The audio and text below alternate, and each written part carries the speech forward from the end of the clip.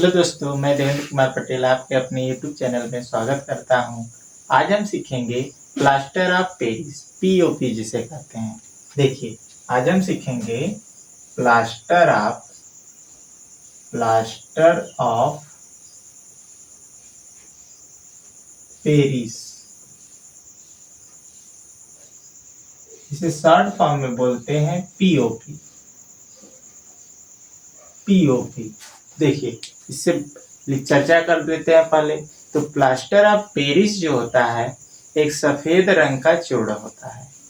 इसको हम जिप्सम की सहायता से बना सकते हैं और फिर यह जो होता है, इसका सामान्य जो सूत्र होता है, रासायनिक सूत्र CaSO4 इंटू हाफ H2O होता है।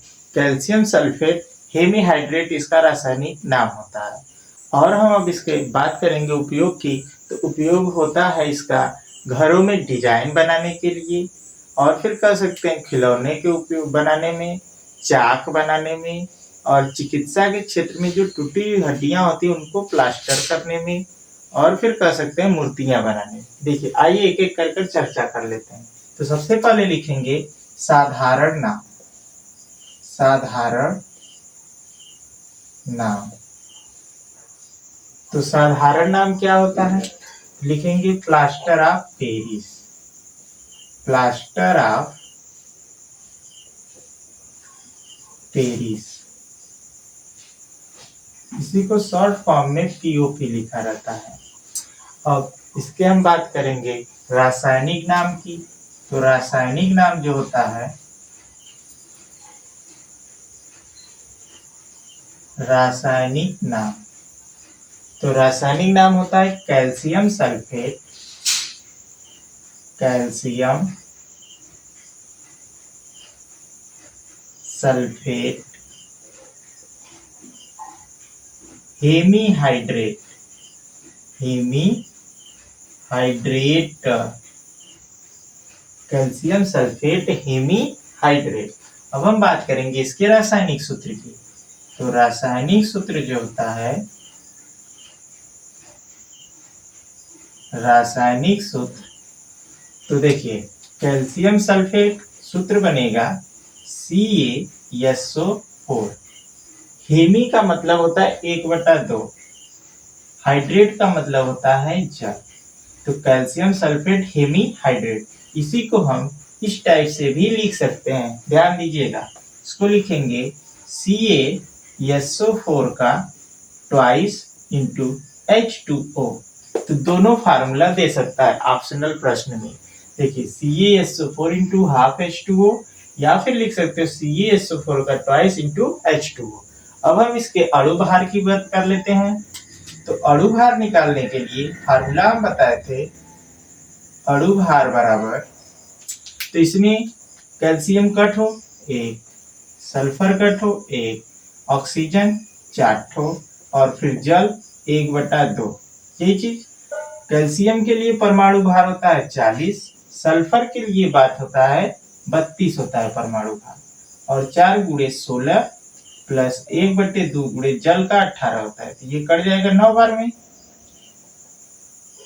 अब देखिए, 40 प्लस 32 और 16 चौका 64, और प्लस ये 9, जोड़ दीजिए सबको। तो पहले हम 32 और 64 को जोड़ लेते हैं। 40 और 9 जोड़ेंगे 49 हो जाएगा। 40 और 9 जोड़ेंगे तो कितना मिलेगा? 49।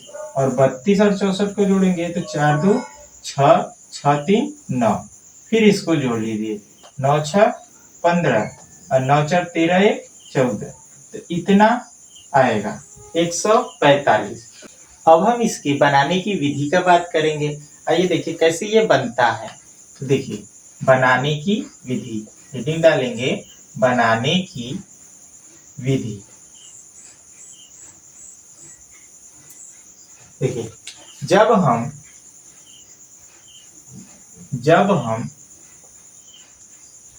जिप्सम को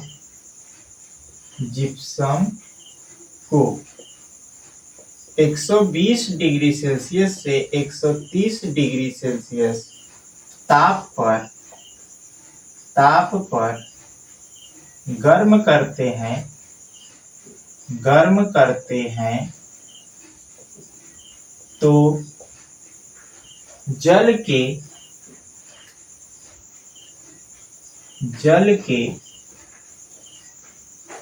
3/2 अणु बाहर निकलकर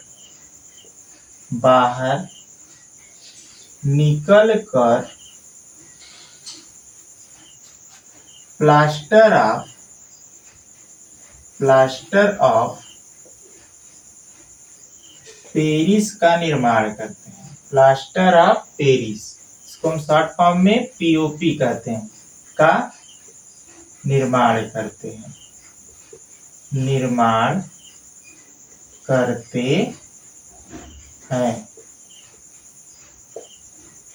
तो इसका जब रिएक्शन लिखेंगे तो जिप्सम का सूत्र होता है CaSO4 × 2H2O।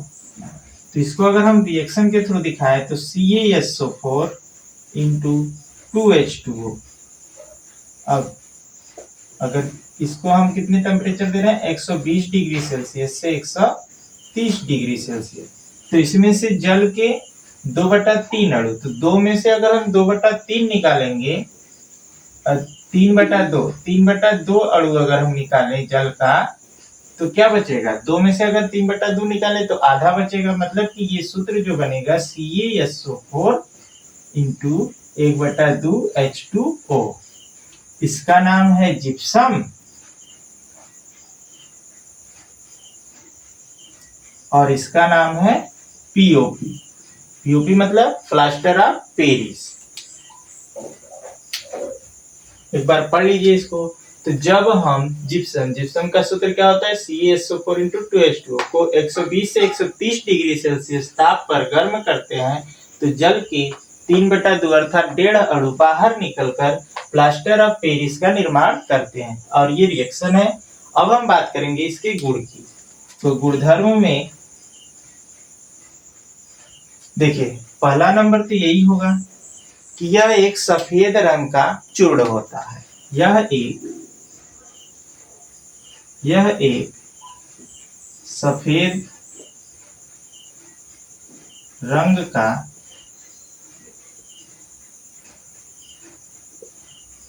चूर्ण होता है। यह एक सफेद रंग का चूर्ण होता है। और हम दूसरे नंबर की बात करें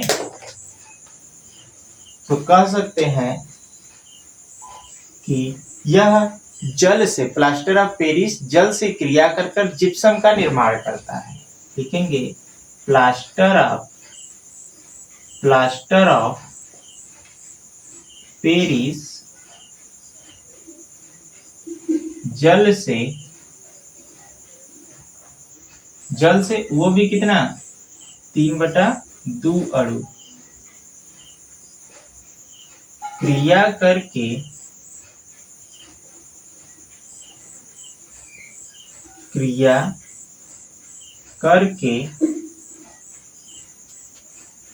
जिप्सम का निर्माण करते हैं। तो इसका हम रिएक्शन लिख देंगे। तो प्लास्टर ऑफ पेरिस का सूत्र क्या होता है, CaSO4 × 1/2 H2O, और फिर इधर जो बनेगा, जल से क्रिया कराना है तो यहाँ पर 3/2 H2O क्रिया कराएंगे जब, तो यहाँ पर क्या बन जाएगा, CaSO4 × 2H2O। ये क्या है हमारा जिप्सम, और ये क्या है, पीओपी। आशा करता हूँ आप सबको ये समझ में आ रहा होगा। अब हम बात करेंगे इसके उपयोग की। तो देखिए, इसका उपयोग कहाँ कहाँ होता है। तो उपयोग हेडिंग डाल देंगे, उपयोग। तो इसका उपयोग निम्नलिखित है। इसका उपयोग निम्नलिखित है।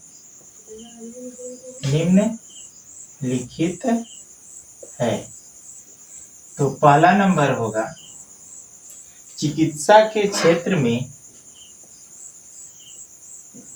चिकित्सा के क्षेत्र में टूटी हुई हड्डी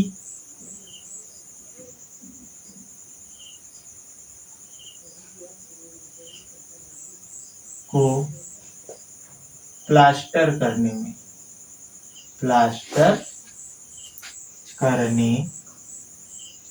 में दूसरा हम उपयोग कर सकते हैं चाक बनाने में, जो व्हाइट कलर का होता है चाक बनाने में। और हम बात कर लेते हैं तीसरा उपयोग मूर्ति निर्माण में, मूर्ति निर्माण में। और चौथा बात करेंगे तो घरों में